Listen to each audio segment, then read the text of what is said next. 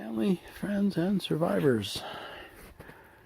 Well, in May it'll be 5 years off grid.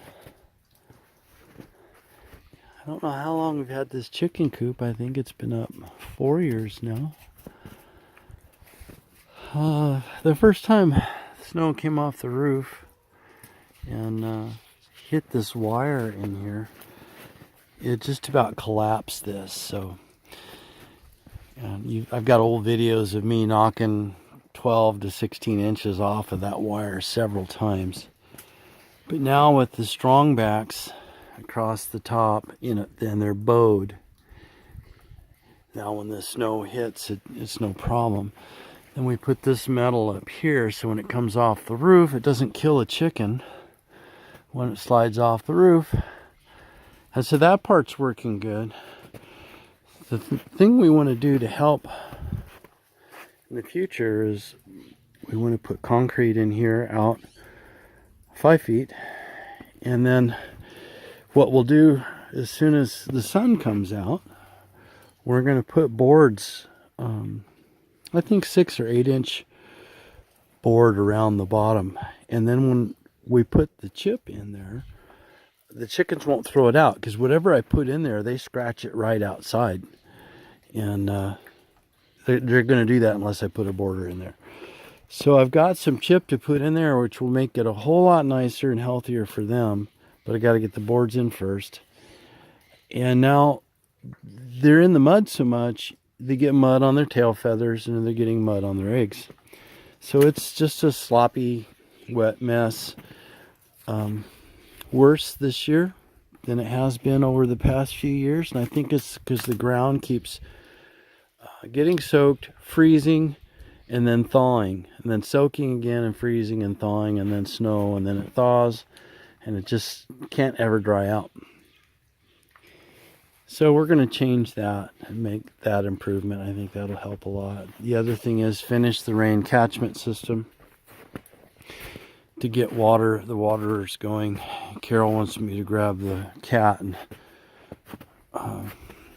dig this out on this side over to the madrone stump and extend these rafters out and make this storage for the chippers and all of that kind of stuff. And that makes sense. I just have some stumps to dig out. So the other thing is she bought this pulling electric chainsaw, which is probably, even though she's going to use it a lot, knocking this brush down and running it through the chipper. This whole area, she bought it to do all the stuff around the house that she could reach with a 50-foot extension cord.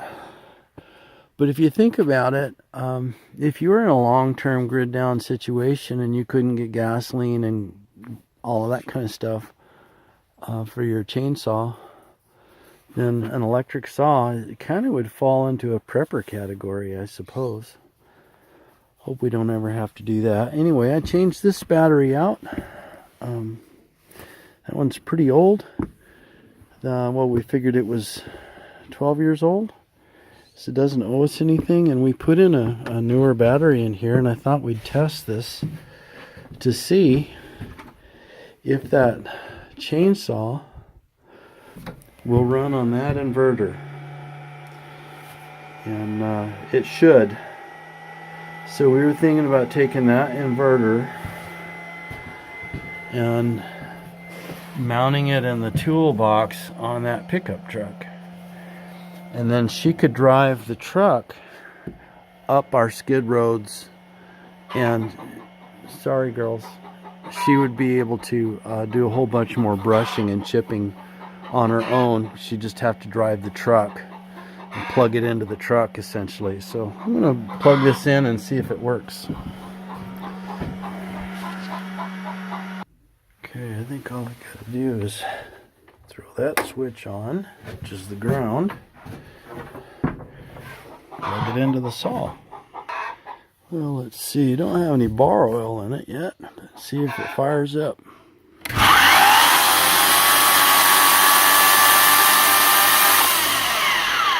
has some serious authority when that starts. I don't think the inverter's going to have a problem with it.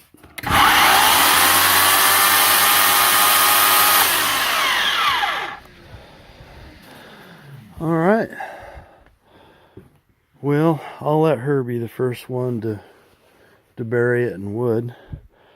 But that's enough to tell me it's not just like barely starting, it's firing up instantly. Well, that's a 14 amp saw, full load. And that's a 1600 watt inverter. And so it's pushing it right up against the stops when this is full load. But that's okay. The inverter will handle it. It's that old school. It's pure sine wave, sure enough. It's got a DC motor driving an AC alternator, and it senses the load. Just plug something into it, and as soon as it senses the load, it fires itself up. When the load goes away, it turns itself off. So I think that's a Honeywell, and they're commercial rated, and it's what they put in man lifts and service trucks and that kind of stuff. So I think it'll work fine for her in the pickup truck.